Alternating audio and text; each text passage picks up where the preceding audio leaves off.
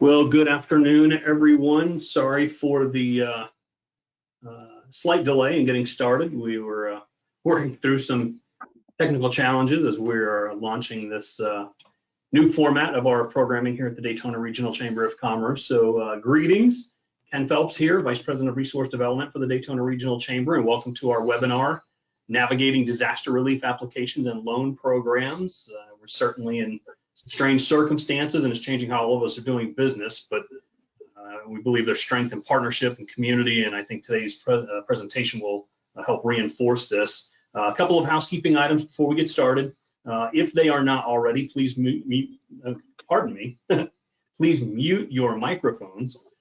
This will minimize the background noise and interference so everybody can hear well. If you have a question or comment at some point during the presentation, submit that using the chat function or the questions. We'll be monitoring both, and we'll get to as many as we can in the allotted time.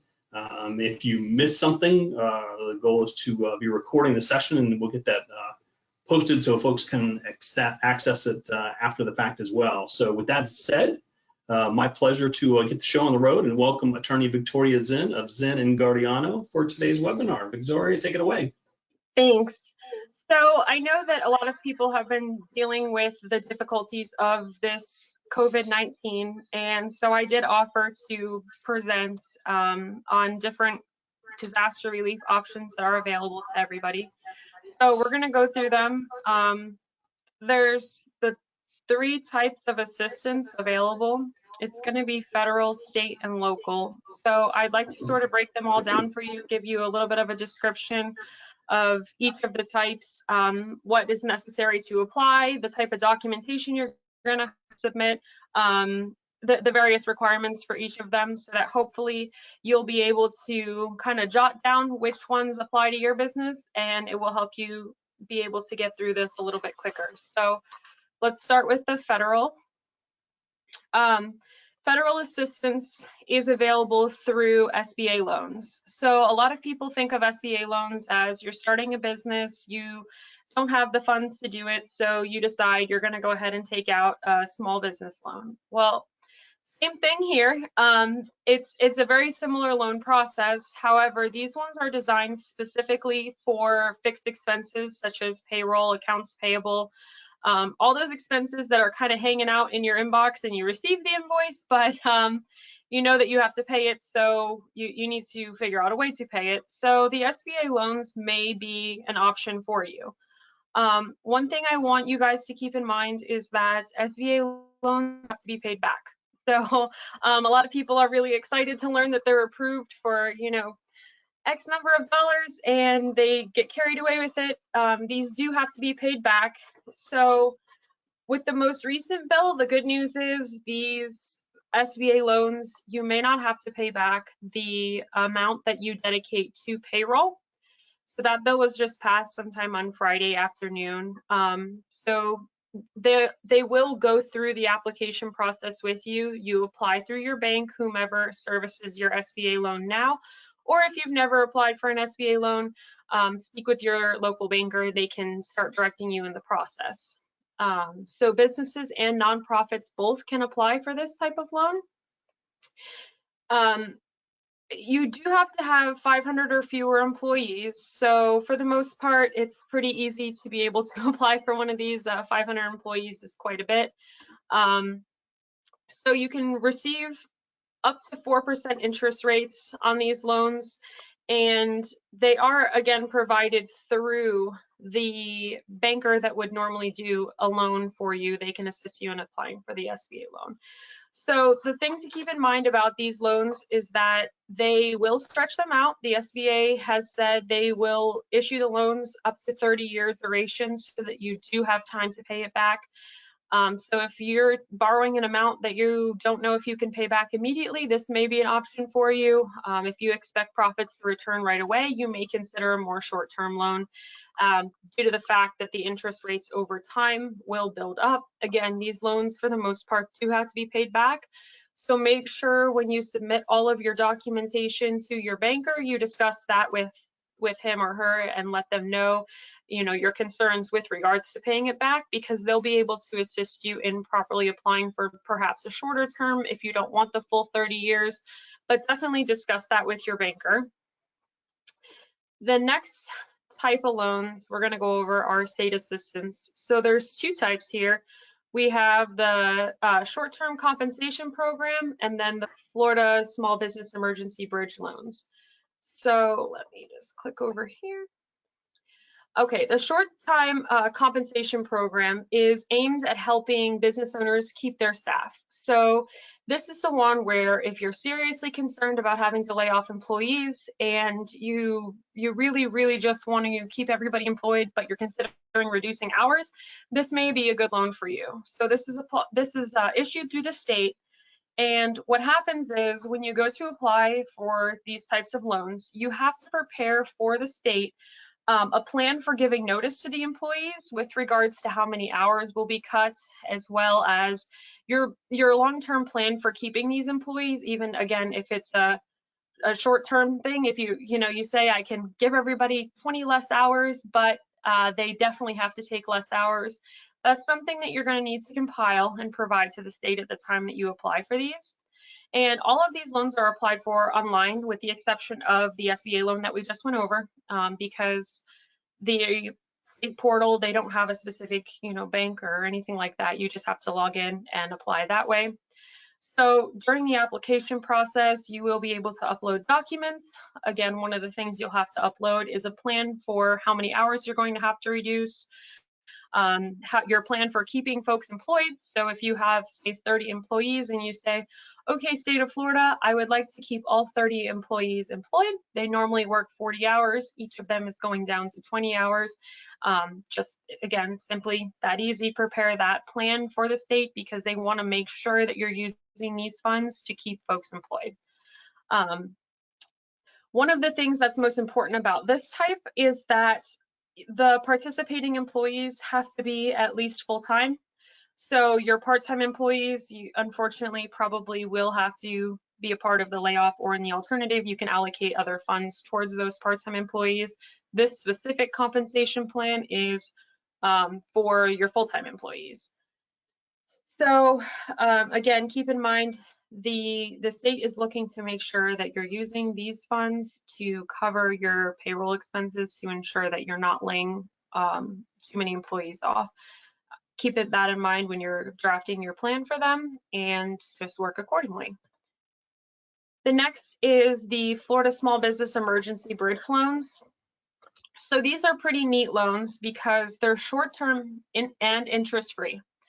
Up to $50 million has been allocated for this. So definitely, if you think you may run into an issue where you need funding in the very near future, it doesn't hurt you to apply and put the funds in a separate account if you're worried about spending them. But please take advantage of this if you're worried about bridging that gap between the time that we're all to work now and the time that we all come back, because this emergency bridge loan, again, it's short-term, it's interest-free, it's working capital that you can have in the event that you are not able to keep your doors open. A lot of restaurants are using this right now. It doesn't have to be paid back until you start demonstrating profits, and it's up to 1 year. So keep in mind, at that 1 year mark, you're going to start accruing interest and whatnot, but I don't anticipate us being out of work for a year, and I really, truly hope that's not the case. So hopefully we'll be back to work in another month or so, and you'll be able to pay back this loan as the profits come back in. The loans are offered up to $50,000 for the businesses. You have to have between 2 and 100 employees. So if you're self-employed, this one's not for you, sorry. You do have to have 2 to 100 employees. Lastly, only one per business. So if you have several different locations, make sure when you're applying for the loan, you take every location and every subsidiary into consideration, because you can only take out one of these loans per business. There is also local assistance that's available. So we have the Daytona Beach CARE, which stands for the COVID-19 Assistance Recovery Effort Program. And we do also have the United Way mini grants. So let's go over those. Okay, so the Daytona Beach CARE program has 3 main provisions, and it will include utility bill assistance. So you may see an adjustment on your utility bill in April. There's nothing that you have to do to apply for this one. It will just happen automatically. Building permits, anyone who's looking to do a building permit, the fees for that are suspended for the next 90 days. So go ahead and get those permits in now. Keep in mind that that doesn't include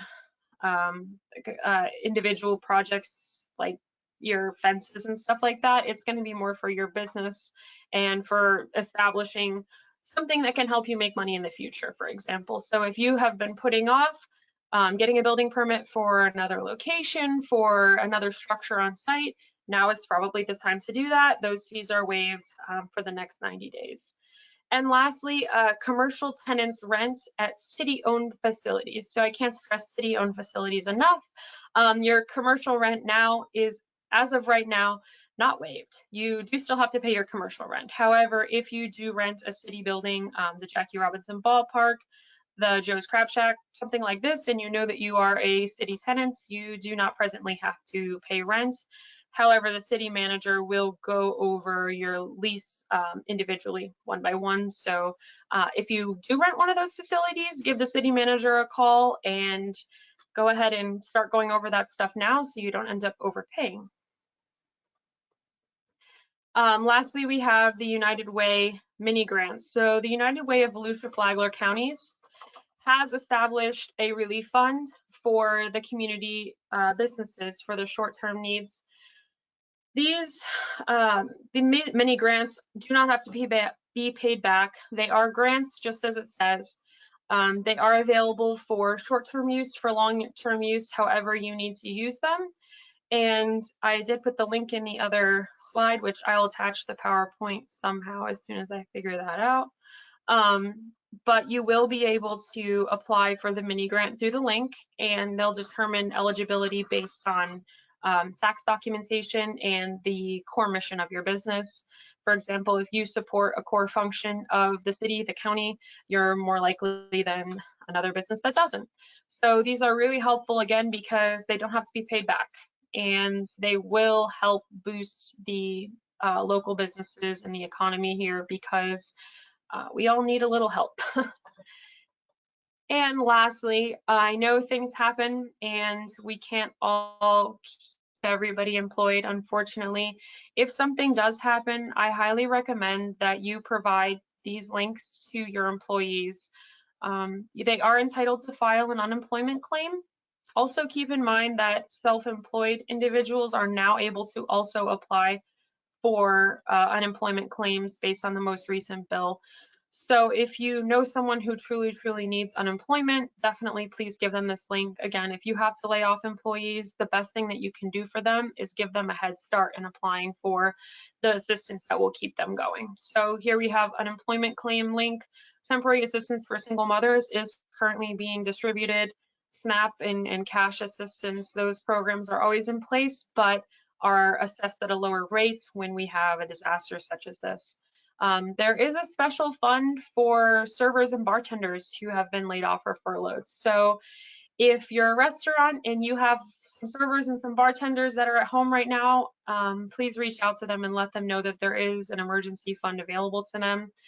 And last but not least, I can't say enough good things about United Way. Their helpline, which is if you dial 211, you can get access to resources, everything from they'll help you pay a rent bill, a utility bill, all the way down to counseling and suicide prevention. If this is really affecting your mental health tremendously, please reach out. Reach out to United Way, reach out to the suicide prevention line, whatever the case may be. So I just wanted to make you guys aware of that fact in case you do have to lay off employees. I really hope that you don't. Any questions? We haven't had any questions come in through the system yet, but Victoria, I know you mentioned you've been on the phone with so many folks over the last week or so. What have been some of the most commonly asked questions or challenges that folks have asked you about? Yes, I've spoken with, now I'm at more than 140 businesses. The most commonly asked questions are, what are my rights with regards to being able to lay off employees if I have to. Again, we sort of just went over that. There's no one that can tell you you can't lay off your employees. There's no one that can tell you you have to continue to pay payroll if you really truly can't afford it. Again, the best thing that you can do for them is make sure you provide them all of their pay stubs, everything that they need to apply for unemployment assistance. But right now, there are no laws that say you can't lay off employees. So that's definitely one of my most frequently asked questions. I also get a lot of questions with regards to applying for disaster assistance, what type of documents need to be uploaded. Start contacting your accountants now because you need 3 years of tax returns. So everybody call your accountant and start getting those things together. They will want them uploaded through the portal, so make sure you have a scanner available. If there's anything that I can do, I'm still here at the office, so anyone go ahead and give me a call. I'm happy to help. And then, oh, I see a question here. Yes, okay, so the unemployed system for self-employed workers, they are currently working on updating that system. That bill was just recently passed, so they, I know, had the system down at about midnight last night, and they've been cycling it on and off. So I'm gonna go ahead and imagine that that's gonna be updated pretty quickly here.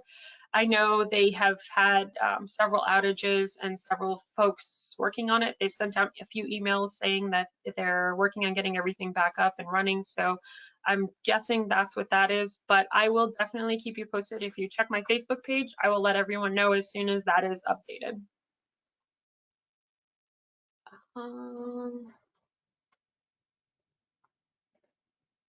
I'm sorry, I can't see the questions. Sorry, here, Wade Brown was asking, their employees are commission only. So he's asking, Are we to pay average earnings for the past 3 months to qualify for loan forgiveness? Yes, yeah, that's exactly right. It will take your average earnings, and as soon as you upload your average earnings, or you at least estimate it, that's what it will be based on. Any other questions? And Matthew was asking, what is your Facebook page? How should people search you to be able to find your information? Sure, it's just Victoria Zinn, attorney at law. You'll see my face on it. My personal Facebook page is just Victoria Zinn, so give me a search, I pop right up.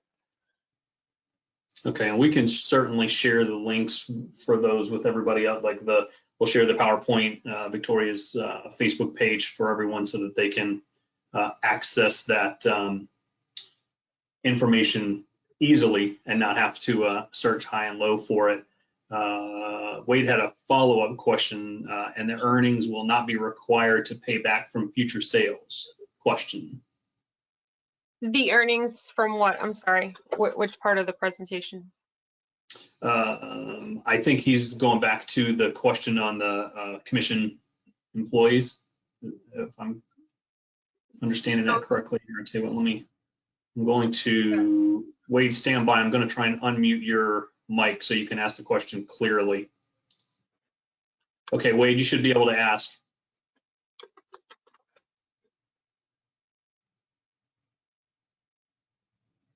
Or maybe not.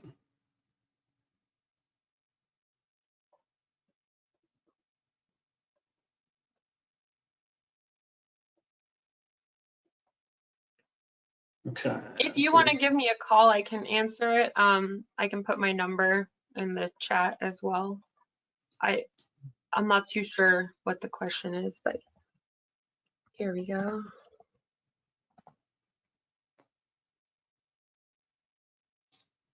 Let's see here. This was a comment from Teresa. Oh. Wade, I'll make sure we get that phone number for you so that you can call Victoria and chat off on the side, because I would imagine one question leads to multiple. I went ahead and put my number in the chat there. If you want to give me a call or shoot me a text, I'm around all day, all the time. Okay. I think that might only be going to organizers and panelists, but I'll make sure that I include that in the follow-up email. Oh, okay. We had another question submitted by Rick Durgan.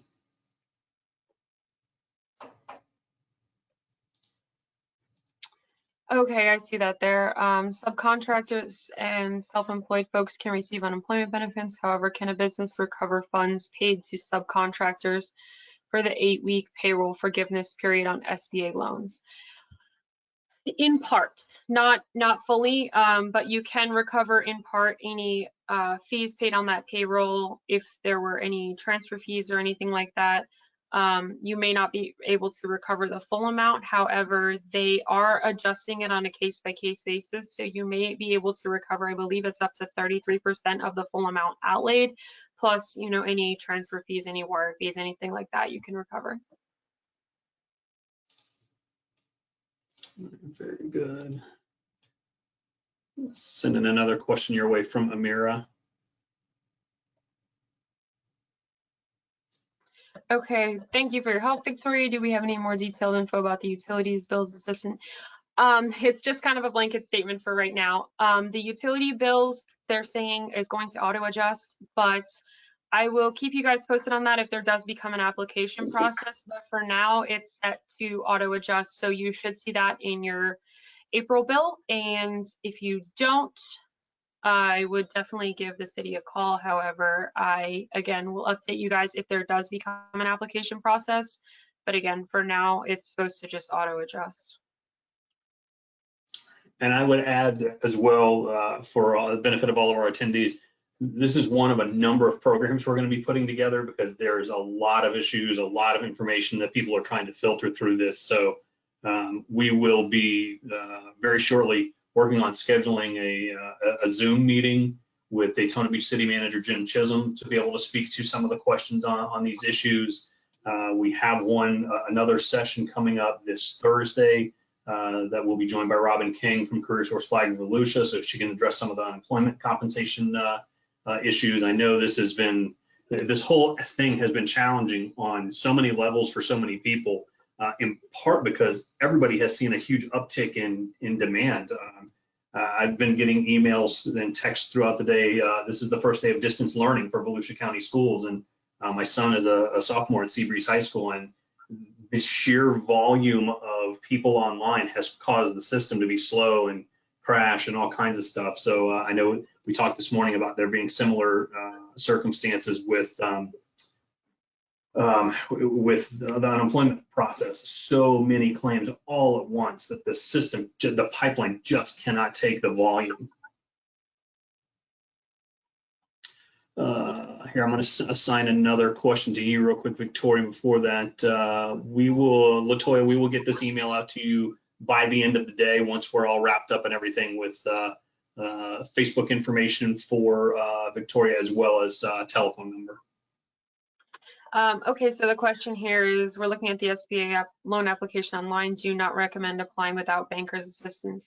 No, if you're looking at the application and it seems easy enough to you and you're ready to proceed with it, go ahead. Sometimes banker assistance is a little bit easier because they can collect the documentation, kind of go over with you, okay, so this is good, but we would rather see this.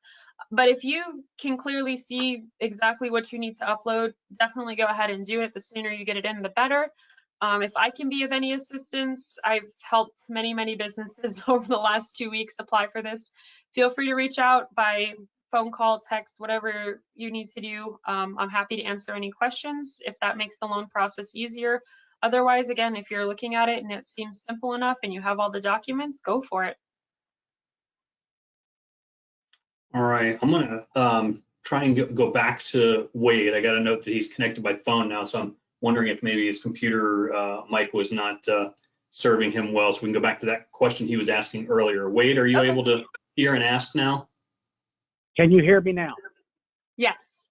The question is, we have salespeople that are paid by draws on a weekly basis, and at the end of the month, they receive a commission less all the draws that they have received. As I understand it, if we take the past 3 months of what their total earnings were and divide that out, if we pay them that on a weekly basis, we would be, during our interruption, we would be eligible for loan forgiveness for all of the monies they received while we were closed during this COVID-19 process. Yes, if you have like a commission slash also hourly basis, and you sort of, whichever is higher, whichever is greater, and you take an average of that, yes, that does count, and you will be eligible for that forgiveness. Thank you so much for Great. clarifying that, because I'm sure a lot of other folks have the same question. Well, I know the employees will be grateful as well. Yes. All right, Wade, thank you very much for that. Let me double check. Any further questions here for Victoria while we've got her on? We kind of set the meeting for an hour, not knowing how many questions might be asked or topics might go into. I know we can get into some pretty, you can get into the weeds quite a bit in this kind of situation, and we're thankful to have somebody like Victoria with her expertise, because we often say here at the Chamber that we don't have all the answers, but we hope to know people that do. And this is a case like this where if you were to call me and ask me any of these questions, I would say I don't know, and I would refer to an expert like Victoria and some of the other folks that are going to be presenting later this week. Victoria, while we're giving them a minute, if they've got any other questions that they're going to chime in with, any last thoughts or things that you're hearing that are coming down the pipeline that people should be aware of or looking for as they navigate this kind of unusual circumstances? Yes, there are assistance programs that are popping up kind of almost every day, I would say, but some of them are just scuttlebutt, and some of them are actually real. So be careful when you're applying. I've seen a few scams pop up. I actually spoke with a business last week who is a Chamber member, and they came to me all excited to apply for assistance with a complete scam. So make sure what you're applying for is legitimate. You know, just do a quick Google search if you see something on Facebook, especially because there's a lot of false news going around. Make sure you're not providing all of your employees' social security numbers and your social security number, your EIN, all that stuff is something that may not be a credible source. I don't know why anyone would want to take advantage of a situation like this and create a scam, but I've seen a few of them pop up. So be careful. If you're not sure, send me a quick email. I'll take a look at it. I'll make sure it's actually a legitimate thing. And if it is, awesome, we'll go ahead and help you apply, and I can pass along the answer to everybody else. If it's not, let's save you from that. Yeah, and I would say, and we've got one more question here to pop back to for a second, but I would add, don't be concerned of being taken advantage of. It's not an indictment of you as a person or your intellect or anything else, because these con artists are very, very good. And I've actually have been in touch with Chamber colleagues of mine throughout the country who have found people putting together businesses that may or may not be as legitimate as they would like to present. And they've been joining a Chamber of Commerce in part because it gives them that implied credibility and it helps them carry out their scam. And that would never have occurred to me that somebody would invest a few to several $100s in a Chamber membership. But I guess if what they're going to get in the end is enough, they might look at it as an investment in it. It makes me just wish if people would use their skills and intellect for positive in situations like this, we'd all be so much better off. So here, let me send this question back to you from Latoya. Victoria, that's going to be coming on the United Way mini grants. Okay, let's see. Okay, how best to apply. There's a link in the PowerPoint, which I think we're going to send out. Ken, I'm not too sure how we're doing that, by email, maybe? Yes. But there's a link that you can click on to apply for the mini grants, and the requirements are done on a case-by-case basis. Again, some of the more mission critical businesses that support important infrastructure, those are the businesses that are going to receive the grants first. Then any other businesses that are in danger of going out of business, those are the second tier ones, and then whatever's left over will be given away as well. So it's really done on a case-by-case basis, but you'll see the application process and everything that'll walk you right through it. And again, if you have any questions while you're doing the application, feel free to give me a call. All right, very good. Last call for questions for Victoria while we've got her on the line. And obviously we'll be, to follow up, we'll be sending out a PowerPoint, phone number. and the Victoria's Facebook business page. So, well, actually, I've got a question from Fred. Can't the chambers do a background check? Theoretically, I guess we could, but to try and do that for all the members for the various applications that we get in, it's challenging. I will say what we have been doing is just being more aware, kind of doing our due diligence. If something, I think most people's intuition is probably pretty good. People think, okay, if something doesn't quite seem right, more often than not, your gut's right. Look into it a little bit further.